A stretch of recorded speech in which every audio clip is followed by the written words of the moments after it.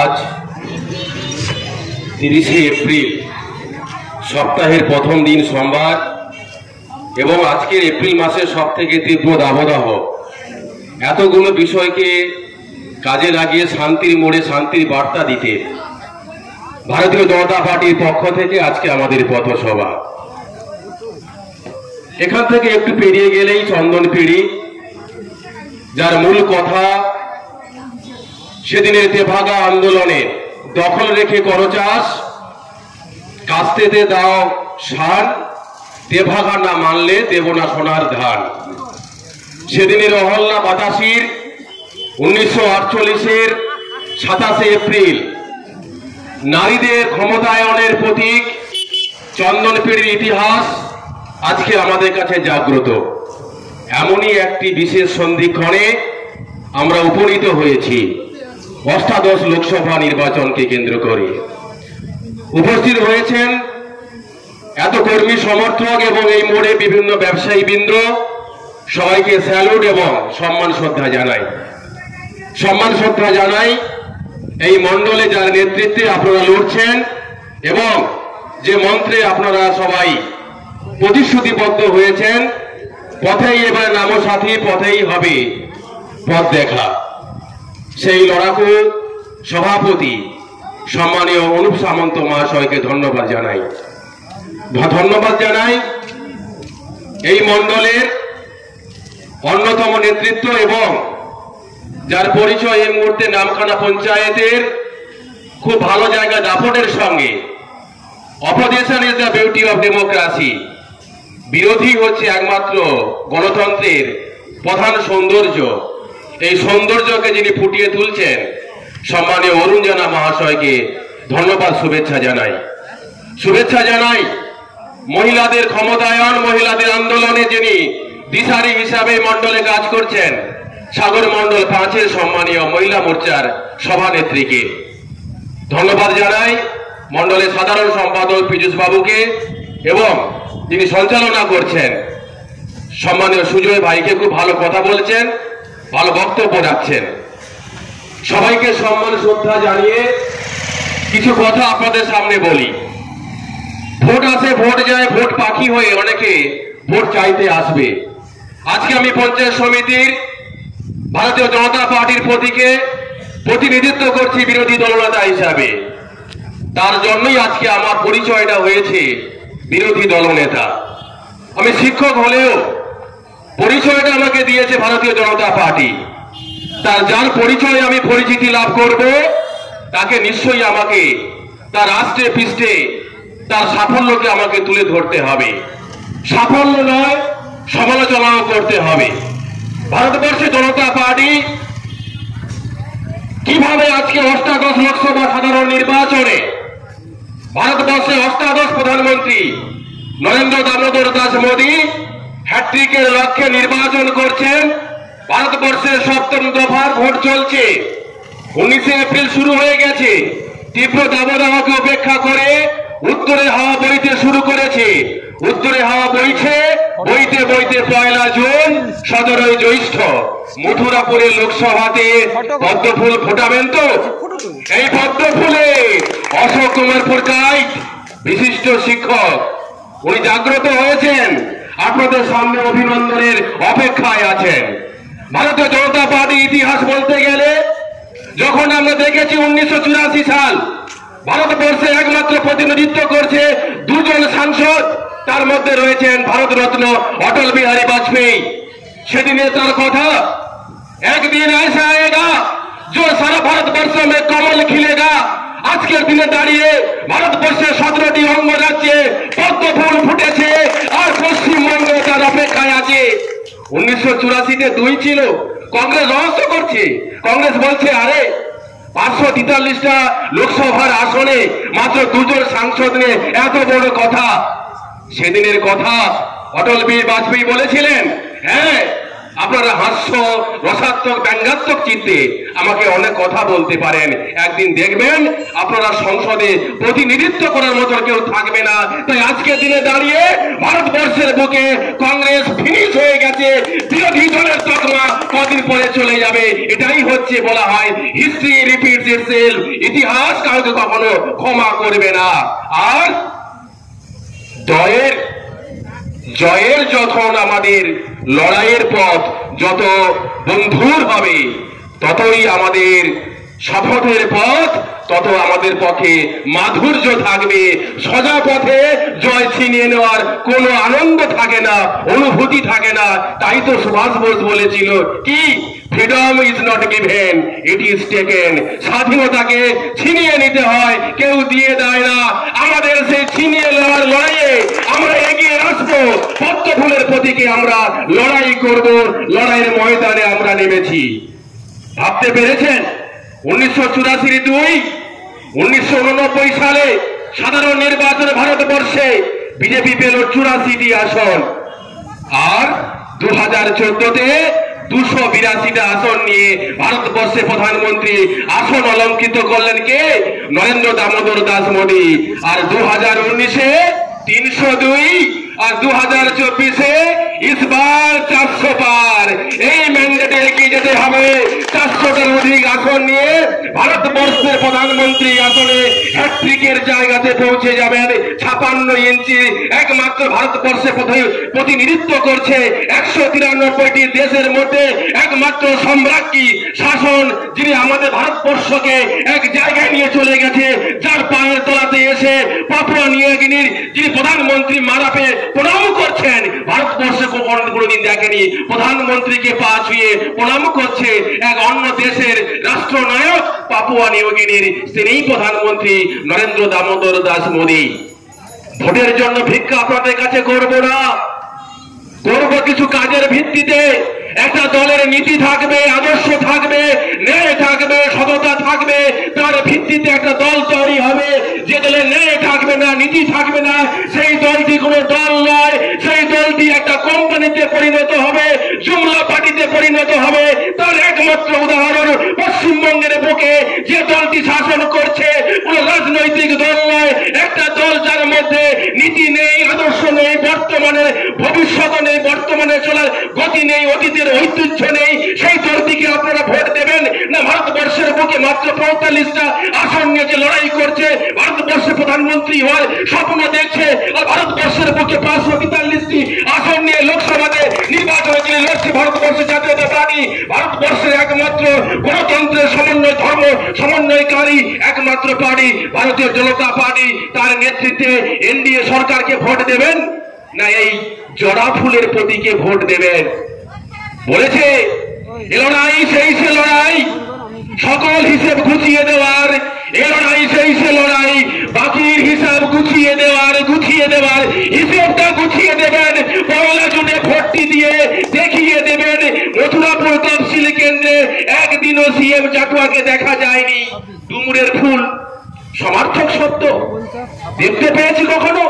CM জাটুয়াকে 3 আমাদের লোকসভায় প্রতিনিধিত্ব করেছে, কোনদিন আমাদের সামনে দেখা যায়নি। জনগণের প্রতিনিধিত্ব করছেন, আপনাকে জনগণ দেখেননি। কিভাবে আমাদের দারিংনগরের কথা, চন্দনপিড়ির কথা, বকখালির কথা, নামখানার কথা কে বলবে? আর কোথায় কোথায় কিনা বলে নামখানার হাতানিয়া দেওয়ানিয়া ব্রিজ আমরা করে দিয়েছি। প্রিয় বন্ধু সাথীবর্গ, ইতিহাস বলছি নয়, তথ্য দিয়ে কথা বলছি। যখন 2014 সালের মে মাসে ভারতবর্ষের প্রধানমন্ত্রী নরেন্দ্র দামোদর দাস মোদী হলেন, ওই বছরে 2014 সালে 19 ডিসেম্বর হাতানিয়া দেওয়ানিয়া ব্রিজের জন্য ভারতবর্ষের একমাত্র প্রধানমন্ত্রী নরেন্দ্র দামোদর দাস মোদীর নেতৃত্বে পার্লামেন্টে 225 কোটি টাকা অ্যালটমেন্ট হলো হাতানিয়া দেওয়ানিয়া ব্রিজের জন্য। কোন পশ্চিমবঙ্গ সরকার নয়, ভারতবর্ষের একমাত্র সরকার এনডিএ সরকার 225 কোটি টাকা বরাদ্দ করলেন। কি না বলছে পশ্চিমবঙ্গ সরকার হাতানিয়া দেওয়ানিয়া ব্রিজ করেছে। কে করছে এটা?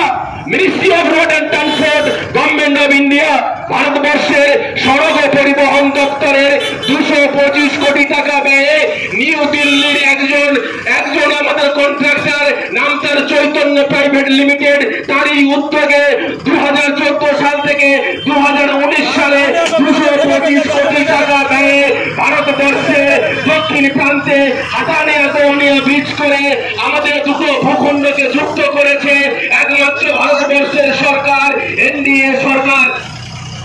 ভাবতে পেরেছেন আপনারা কিভাবে একের পর এক উন্নয়ন করে আজকে দিনে দাঁড়িয়ে আমরা দেখতে পাচ্ছি। সকালবেলায় টিভি পর্দায় যখন আমরা চায়ের দোকানে গিয়ে বসি, বাংলার আওয়াজ বাঙালির আবেগ, বাংলা খবর বাংলার খবর পড়ছি আমরা, এবিপি আনন্দ দেখছি আমরা, জি 24 ঘন্টা কি বলছে, সিনেমা হয়েছে, সিনেমার নাম প্রধান, অভিনয় করছে কে, দেব আর কাঞ্চন মল্লিক। কি বলছে দেব? সাংসদ কি বলছে? সকালবেলা কাঞ্চন মল্লিক খবরে পেপারটা পড়ে বলছে চাকরিটা তো আমার আর নেই। বলছে কেন? না চাকরিটা আমার নেই, আমি চাকরিটা পেয়েছি কিন্তু অনেক অযোগ্যরাও চাকরি পেয়ে গেছে, তাহলে আমার চাকরিটা মনে হয় বাতিল হয়ে যাবে। কে সিনেমাটা করেছে? কাঞ্চন মল্লিক বিধায়ক উত্তরপাড়ার। দেব কে করেছে? ঘাটালের সাংসদ। আছে প্রধান সিনেমার অনুরূপ সিনেমা দেখলেন কিছুদিন আগে 25,753 জনের চাকরিটা চলে গেল। মমতা ব্যানার্জি বলছে যে মরে মরক বা তার জীবন যাক শোক করে, আমি আজ জয়ী দিয়েছি সবার জীবন নরক করে। শঙ্খ ঘোষের লেখা কবিতা আজকে সবার জীবনকে নরক করে দিয়ে হাতে থালা পেতে দাঁড় করিয়ে দিয়েছে এই পশ্চিমবঙ্গের মাননীয় মুখ্যমন্ত্রী মমতা ব্যানার্জি, যার সেদিনের দম্ভ অজিত পাজা বলেছে একমাত্র ভারতবর্ষের যদি কোনো মুখ্যমন্ত্রী থাকে তার নাম হচ্ছে মমতা ব্যানার্জি, ক্ষমতার জন্য তিনি সবকিছু করতে পারে। ইতিহাস শুনবেন, ইতিহাস দেখতে হবে, শুনতে হবে। কথায় কথায় বলে থাকে গদ্দার গদ্দার গদ্দার। গদ্দার কাকে বলে? মির্জাফর কে ছিল ইতিহাসে? আর যদি বর্তমান সভ্যতার যুগে একমাত্র গদ্দার হচ্ছে মমতা ব্যানার্জি, প্রমাণ করে দেখিয়ে দেব। 1998 সাল এই মমতা ব্যানার্জি ভারতবর্ষের বুকে ঠাঁই পায়নি। সেদিনের প্রধানমন্ত্রী অটল বিহারী বাজপেয়ী মমতা ব্যানার্জিকে সঙ্গে নিয়ে তৃণমূল কংগ্রেস বিজেপির সঙ্গে জোটবদ্ধ হয়ে ভারতবর্ষের প্রধানমন্ত্রী অটল বিহারী বাজপেয়ীর নেতৃত্বে তখনকার সময় রেলমন্ত্রী আসন পেল কে? মমতা ব্যানার্জি। কার পরিচয়ে পরিচিতি লাভ করলো? বিজেপির পরিচয়ে পরিচিতি লাভ। 1999 সাল, 2000 সাল, 2001 সালে হঠাৎ করে এসে বলছে বাংলার অগ্নিকন্যা, ক্ষমতা নয় সততা দেখিয়ে দেবে মমতা। কত বড় আশা, পশ্চিমবঙ্গের মুখ্যমন্ত্রী হবে। হঠাৎ করে বললো হ্যাঁ আমি থাকবো না বিজেপির সঙ্গে। বিজেপি সাম্প্রদায়িক দল, সাম্প্রদায়িক দল। 1998 সালে আপনি কংগ্রেস ছেড়ে চলে এলেন, তৃণমূল কংগ্রেস করলেন, কেউ নেই, কোথাও কেউ নেই। সেদিনের একমাত্র প্রধানমন্ত্রী তোমাকে নিয়ে গিয়ে ভারতবর্ষের রেলমন্ত্রী করলো, আর আজকে আপনি বলছেন কিনা এটা সাম্প্রদায়িক দল। ভালো। অনিল বসু বলছে, অনিল বিশ্বাস বলছে দিদি থেকে দিদিমা হয়ে যাবেন, কোনদিন মুখ্যমন্ত্রী হতে পারবেন না। আর 2001 সালে মুখ থুবড়ে পড়লো এই মমতা ব্যানার্জি। থুবড়ে পড়ে কি বলছে? না আমি আবার চাই বিজেপির সঙ্গে জোটবদ্ধ করতে। আবারও তাই। 2004 সাল ভারতবর্ষে পার্লামেন্টের নির্বাচন, এই বিজেপির সঙ্গে থেকে আবার লড়লেন পশ্চিমবঙ্গের একমাত্র সাংসদ মমতা ব্যানার্জি, একটা মাত্র আসনে জয়ী হলেন। আর 2004 সালে সেই বিজেপির সঙ্গে থেকে 2006 সালে বিধানসভা নির্বাচন পশ্চিমবঙ্গে, সেদিনও মমতা ব্যানার্জি এই বিজেপির সঙ্গে থেকে পশ্চিমবঙ্গে নির্বাচনে লড়াই করছে। তাহলে যার সঙ্গে থেকে একসঙ্গে আমার সন্তান যেন থাকে দুধে ভাতে, বিজেপির সঙ্গে তুমি দুধ ভাত খেয়ে খেয়ে 1998 থেকে 2006 সাল পর্যন্ত কখনো রেলমন্ত্রী, কখনো কয়লা মন্ত্রী, কখনো দপ্তরবিহীন মন্ত্রী থেকে আজকে আপনি বলছেন শুভেন্দু অধিকারী গদ্দার, মিঠুন চক্রবর্তী গদ্দার। আরে আপনি তো বিজেপিতে বড় গদ্দারি করেছেন, আপনিই হচ্ছে একমাত্র ভারতবর্ষের গদ্দার গদ্দার গদ্দার। প্রমাণ দেখবেন। সবে মিলে করি কাজ নাই জিতি নাই লাজ। খুব ভালো কথা। 24 সাল ভারতবর্ষে প্রধানমন্ত্রী হবে, ভারতবর্ষের ইতিহাস আপনারা দেখেছেন 1993 সালে যখন পিভি নরসিংহ রাও কংগ্রেস থেকে প্রধানমন্ত্রী পদ থেকে অপসারিত হচ্ছে, 93 এর পরে বিভিন্ন আঞ্চলিক দলগুলো জোটবদ্ধ হচ্ছে কে প্রধানমন্ত্রী হবে। কখনো এইচ.ডি. দেবেগৌড়া, কখনো আই.কে. গুজরাল, কখনো অটল বিহারী বাজপেয়ী মাত্র 13 দিনের জন্য ভারতবর্ষে প্রধানমন্ত্রী। কত অস্থির সরকার দেখেছে ভারতবর্ষের মানুষ। আর মমতা ব্যানার্জি বলছে হ্যাঁ আমি 38টা দলকে নিয়ে ইন্ডিয়া জোট করব, সেই জোট করে আমি তার প্রধানমন্ত্রী হব। কি স্বপ্ন! স্বপ্ন দেখা খুব ভালো। আব্দুল কালাম বলেছে না, স্বপ্ন দেখতে হয়, ঘুমিয়ে ঘুমিয়ে দেখলে হবে না। যে স্বপ্নকে বাস্তবায়িত করতে গেলে বাস্তবের সঙ্গে রূপ দিতে হবে। এ স্বপ্নে বিভোর হয়ে 38টা দলকে নিয়ে কখনো দিল্লি, কখনো বিহার, কখনো বেঙ্গালোর, সিপিএম কংগ্রেস কে নেই, সবাই মিলে জোট করছে, করে সুন্দরভাবে ইন্ডিয়া জোট করলো। ভালো কথা, জোটে আপনি আছেন তো? বিজেপি একা লড়বে, এনডিএ জোট নিয়ে লড়বে। হঠাৎ কি বললেন যে না আমি প্রধানমন্ত্রী হিসাবে মল্লিকার্জুন খাড়গের নাম প্রস্তাব করছি। ভালো কথা, জোটের মধ্যে প্রস্তাব করলেন মল্লিকার্জুন খাড়গের নাম, উনি অনুপ্রাণিত হলো। হঠাৎ করে বাইরে বেরিয়ে এসে বলে কি না আমি জোটে ভোটে কিছুতে নেই, আমি একলা চলবো। কত বড় গদ্দার, কত বড় গদ্দার! 38টা দলকে নিয়ে চারদিকে ছুটলো, বিরিয়ানি খেলো, খেয়ে নাম প্রস্তাব করে বাইরে বেরিয়ে এসে বলছে না ওর সঙ্গে আমি নেই। এই ধরনের নেত্রীকে আপনাদের চিনতে হবে। একমাত্র নিজের পরিবার ছাড়া, নিজের ক্ষমতা ছাড়া কিচ্ছু বোঝে না। আর চারিদিকে বলে বেরিয়ে যাচ্ছে কি আমি শুভেন্দু অধিকারী গদ্দার, মিঠুন চক্রবর্তী গদ্দার। আরে আপনার নিজের দিকে তাকান, বুড়ো আঙুলটা আপনার দিকে আছে, তাকিয়ে দেখুন। মাননীয় মুখ্যমন্ত্রী, লজ্জা লাগে আপনাদের, আমাদের লজ্জা লাগে। পশ্চিমবঙ্গে মাথা হেড হয়ে যায়। 1947 সালের পরে কখনো অজয় মুখার্জি, কখনো প্রফুল্ল ঘোষ, কখনো জ্যোতি বসু, কখনো বুদ্ধদেব ভট্টাচার্য এই পশ্চিমবঙ্গের রাইটার্স বিল্ডিং এর মুখ্যমন্ত্রী পদের স্থানাধিকার করে আমাদের পশ্চিমবঙ্গকে শাসন করেছেন। কিন্তু এরকম ধরনের নির্লজ্জতার কাহিনী পশ্চিমবঙ্গে কখনো কোনোদিন ছিল না। মমতা ব্যানার্জির আমলে একমাত্র সুবিধা হয়েছে পশ্চিমবঙ্গে কতটা নিচে নামানো যায়। ভোট আসবে, ভোটের কথা হবে, কথা হবে খাদ্য, বস্ত্র, বাসস্থান, শিক্ষা, স্বাস্থ্য, কর্মসংস্থান। এর কোনো কথা নেই। কর্মসংস্থানে কোনো কথা নেই। খাদ্যে চুরি, নাম শুনেছিলেন বিহারের লালু, আর আমাদের পশ্চিমবঙ্গের বালু। জ্যোতিপ্রিয় মল্লিক পশু খাদ্য কেলেঙ্কারিতে লালু, আর আমাদের পশ্চিমবঙ্গের খাদ্য কেলেঙ্কারিতে বালু যুক্ত হয়ে কি করলো, আমাদের খাদ্য চুরি করে চলে গেল। তাহলে সে দলের ভবিষ্যৎ কি থাকে? খাদ্যে কেলেঙ্কারি। বাসস্থানে প্রধানমন্ত্রী আবাস যোজনা সারা ভারতবর্ষের বুকে প্রায় 8 কোটি বাড়ি হয়েছে। পশ্চিমবঙ্গে এই মুহূর্তে 55 লক্ষ বাড়ির স্যাংশন হয়ে আছে। এরা কি করছে এখন? বাড়ি বাড়ি গিয়ে প্রচার করছে। একটা লিফলেট নিয়ে আপনি মিসড কল দিলে বাড়ি পাবেন। ধরে রাখুন, বেঁধে রাখুন, গারদে দিন। এদের কোন রকমের লাজ লজ্জা নেই। এদের দুয়ারে শুকিয়ে যায়, এমএলএ পাঁচিলে ওঠে, ফোনটা পুকুরে ফেলে। এদের লজ্জা নেই। এই ধরনের নির্লজ্জ গুলোকে ধরে রেখে, বেঁধে রেখে থানায় দিয়ে দিই। আপনারা নিশ্চয়ই জানেন মডেল কোড অফ কন্ডাক্টে এমসিসি চালু হয়ে গেছে। এমসিসি চালু হলে কোনো কাজ সরকারের নতুন করে ঘোষণা হয় না। এরা কোনো নীতি জানে না, কাউকে মানে না। সব সময় একটাই কথা, আমি আমিত্ব সব জায়গাতে ভরপুর।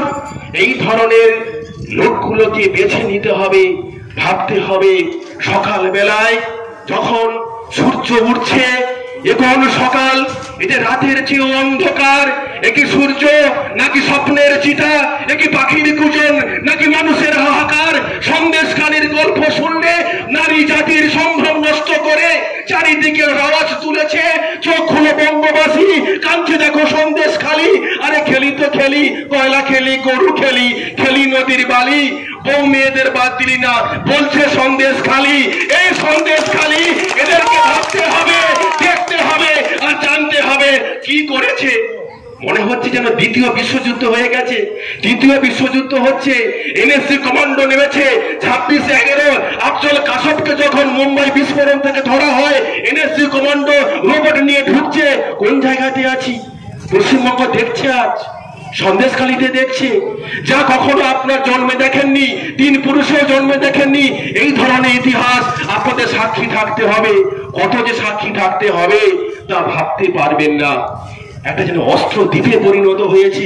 ইরাক ইরানে যেমন অস্ত্র নিয়ে যুদ্ধের ঝঞ্ঝনানি চলে, একই রকম ভাবে অস্ত্রের ঝঞ্ঝনানি নিয়ে বিদেশি .35 রেঞ্জ নিয়ে একেবারে শাহজাহান তার গড় দখল করে রেখেছে।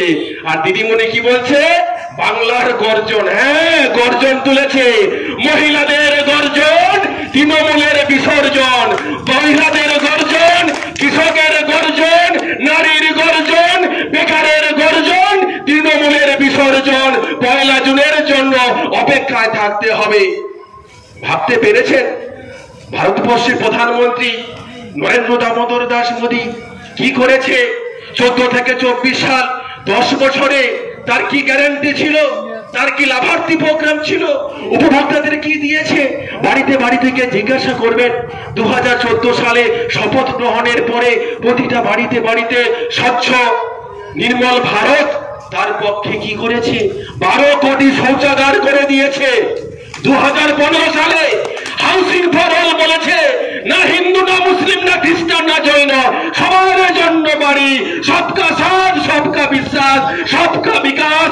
যার মন্ত্রে দীক্ষিত হয়েছে। বিজেপি দল কোনো সাম্প্রদায়িক দল নয়। দল কখনো সাম্প্রদায়িক হয় না। তকমা দেওয়া হয়েছে। এই কয়েকদিন আগে মমতা ব্যানার্জি একটা জনসভাতে গিয়ে বলছে, একটা মুসলিম ভাই এখানে দাঁড়িয়েছিল। কেন? তার পরিচয় কেন মুসলিম হবে? যখন আমরা রক্ত দেই, একটা রক্তে যখন অন্যের প্রাণ বাঁচে, রামের রক্তে যখন রহিমের প্রাণটি বাঁচে, তখন তো কেউ আমরা বলি না ও হিন্দু ও মুসলিম। কেন আপনি দাঁড়িয়ে একটা জায়গাতে মুসলিমদের সুসুরানি দিয়ে আজকে তাদেরকে কি বলছেন? আপনি দুধের গাই। এ কোন ধরনের কথা বলছেন? কি শুভ নন্দন? হ্যাঁ, শুভ নন্দন। চাকরি হারাদের অযোগ্যদের শুভ নন্দন, যোগ্যদের অভিনন্দন। অভিনন্দন অভিনন্দন যোগ্যদের, আর অযোগ্যদের মমতা ব্যানার্জির কথায় শুভ নন্দন থাকলো। দেখা হবে সোমবার। অযোগ্য কত যোগ্য কত ধরা পড়বে। বাপি হালদারের স্ত্রী শিলি হালদার গ্রুপ সির হয়েছে একজন, কেরানিকে চাকরি পেয়েছে। পরিষ্কার হয়ে যাবে দুধ কা দুধ পানি কা পানি।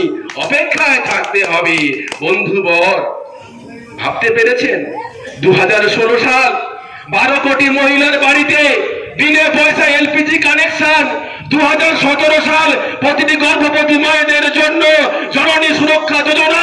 2018 সাল প্রধানমন্ত্রী কিষাণ সম্মান নিধি প্রকল্প, প্রতিটি বাড়িতে বাড়িতে 6,000 করে টাকা। 2020 সাল ভারতবর্ষের বুকে দাঁড়িয়ে একমাত্র প্রধানমন্ত্রী ঘোষণা করলেন প্রধানমন্ত্রী মৎস্য সম্পদ যোজনা। কয়েকদিন আগে দেখেছেন সমুদ্র সাথী প্রকল্প, চারিদিকে বলছে আপনি 10,000 করে টাকা পাবেন। হিসেবটা বুঝে নিন। 78 কোটি টাকা 2023-24 অর্থবর্ষে ভারতবর্ষের প্রধানমন্ত্রী পশ্চিমবঙ্গ সরকারকে দিয়েছে মৎস্য শিকারীদের উন্নয়নের জন্য। সেই 78 কোটি টাকা নিয়ে এই সরকার বলছে সমুদ্র সাথী প্রকল্প। এদেরকে ছুড়ে ফেলে বলবেন আমার দেশের প্রধানমন্ত্রী নাম দিয়েছে প্রধানমন্ত্রী মৎস্য সম্পদ যোজনা, আপনি বলছেন সমুদ্র সাথী। কত সাথী করবেন? সাথী হারা হবেন, শ্রী থেকে শ্রীহীন হবেন, শ্রী ঘরে যাবেন। তার জন্য অপেক্ষা করতে হবে। আর বলছে পার্থ কান্দিয়া কহে কেষ্টরে, আমি তুমি জেলে ববিকে ডাক রে, ববিকে ডাক রে, ববি যাবে। ফিরাদ হাকিম অপেক্ষা করছে।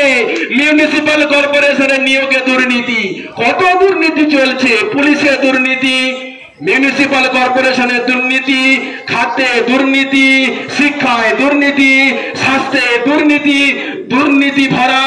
এই চারিদিকে বলছে, এই চারিদিকে মায়েরা বলছে চাই না মোদের লক্ষ্মী ভাতা, ওরা করুক শিক্ষকতা। বেকার যুবক হচ্ছে লাশ, লক্ষ্মী ভাতায় সর্বনাশ সর্বনাশ সর্বনাশ। লক্ষ্মী ভাতাকে আপনারা ত্যাগ করুন। মায়েদের কত আর্তনাদ শুনুন। 45 লক্ষ পরিযায়ী শ্রমিক হয়ে হাওড়া শিয়ালদার বুকে বুকের পথনি বা যাত্রী নিবাসে কেউ নেই, মেঝেতে শুয়ে আছে, আর দিদিমণি এসকেলেটারে উঠে যাচ্ছে 100 কোটি টাকার বিল্ডিং করে।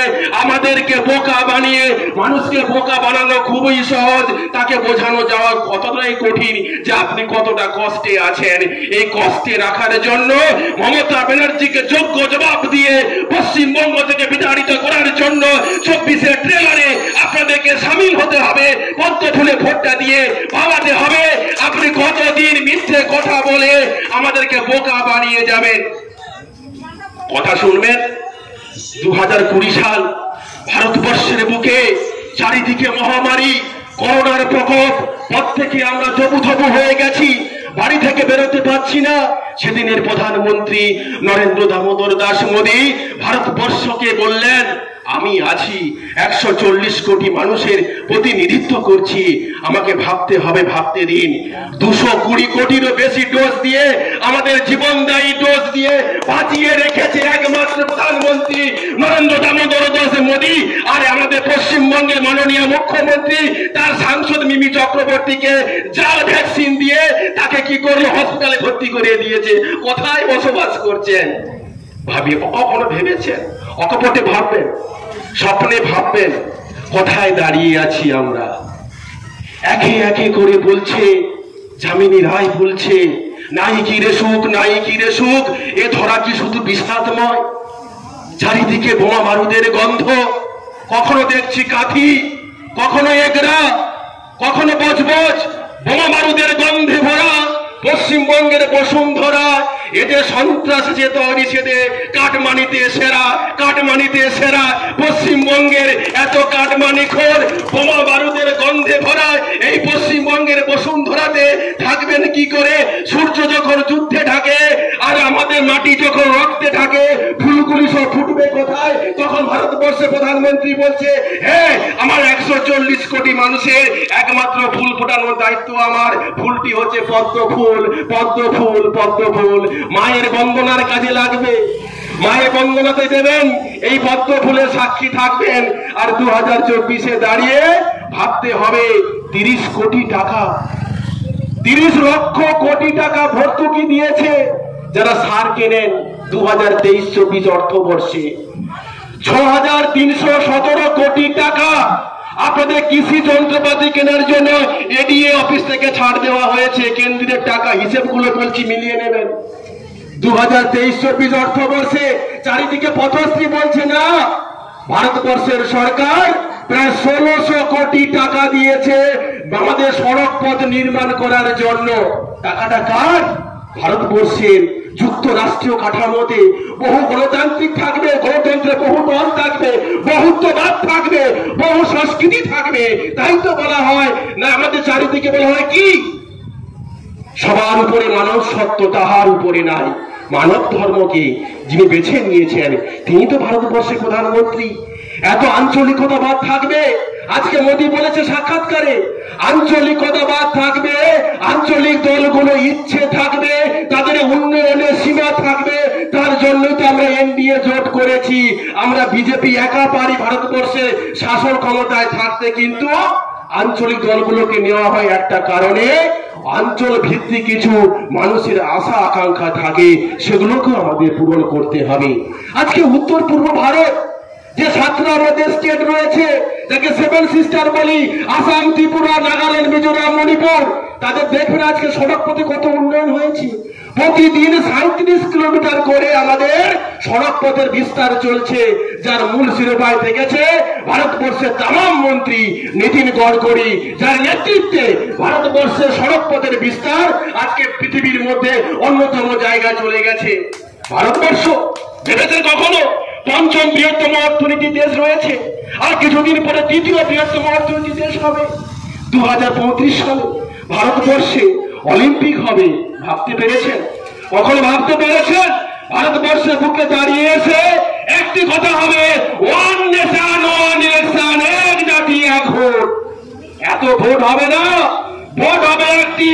বিধানসভা, লোকসভা, পৌরসভা, পঞ্চায়েত, মিউনিসিপ্যালিটি সমস্ত ভোট হবে একসঙ্গে।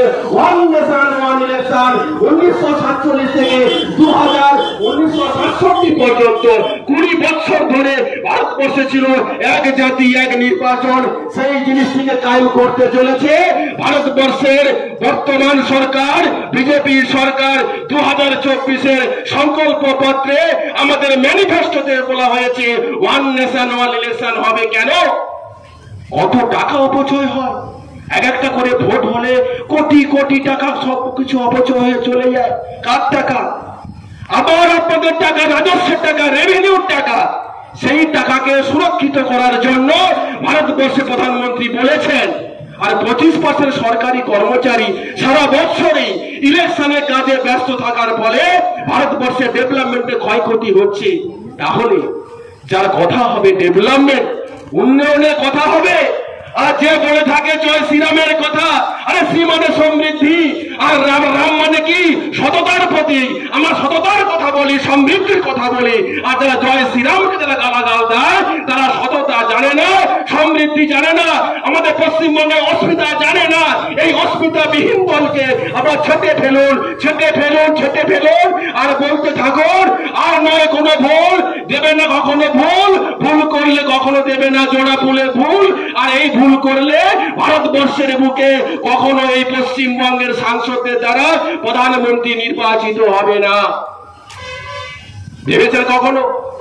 2024-এর 22শে জানুয়ারি ভারতবর্ষের বুকে রাম মন্দিরের প্রতিষ্ঠা, যে রাম মন্দিরের প্রতিষ্ঠা 500 বছরের ইতিহাসকে একেবারে হিন্দু মুসলিম সবাইকে নিয়ে সুপ্রিম কোর্টের রায়কে মাথায় নিয়ে 22শে জানুয়ারি 500 বছরের ইতিহাসকে সম্পন্ন করেছেন। তামাম প্রধানমন্ত্রী রাম মন্দিরে প্রতিষ্ঠা করেছেন। এটা আপনাদের জয় নয়, এটা আপনাদেরই জয়, দীর্ঘ 500 বছরের ইতিহাসের জয়। আর আপনাদের ভাবতে হবে যখন আদম সেতু হয়েছে দক্ষিণ প্রান্তে কন্যাকুমারীর সামনে, ওই আদম সেতু যখন রাম সেতুর নামে পরিচিত ছিল, ইতিহাস বলছে রাম সেতুতে যখন গিরগিটি একটা বালুর কণা নিয়ে বলছে রামের নামে যখন সেতু হচ্ছে, আমি তাহলে গিরগিটি হয়েও কাজ না করে রামের সেতুতে একটা যদি বালি ফেলে দেই তাহলে গিরগিটির নামটা হয়তো ইতিহাসে লেখা থাকবে। আর আপনাদের বলবো এই যে 1 জুন মথুরাপুর কখনোই বিজেপির পক্ষে রায় দেয়নি। একবার রায় দিয়ে গিরগিটির মতন পার্লামেন্টে 543টি আসনের মধ্যে একটা আসন মথুরাপুরকে দিয়ে পার্লামেন্টের বুকে এই মথুরাপুরকে গিরগিটির জায়গাতে স্থান দখল করতে থাকুন আর বলতে থাকুন উন্নয়নের জয় হবে, মথুরাপুরের জয় হবে, 7টা বিধানসভার জয় হবে। আর যে জয়ের নেতৃত্বে আপনারাই থাকবেন মূল কারিগর। আর প্রধানমন্ত্রী जिसने देश की दिशा ही बदल दी उसका नाम है नरेंद्र मोदी। जिससे दिशा बदले দিচ্ছে, দেশের ভিশন বদলে দিয়েছে। তার ম্যানিফেস্টোতে বলে দিয়েছে 70 বছরের ঊর্ধ্বে সমস্ত বয়স্ক আপনারা 5 লাখ টাকা করে আয়ুষ্মান ভারত পাবেন।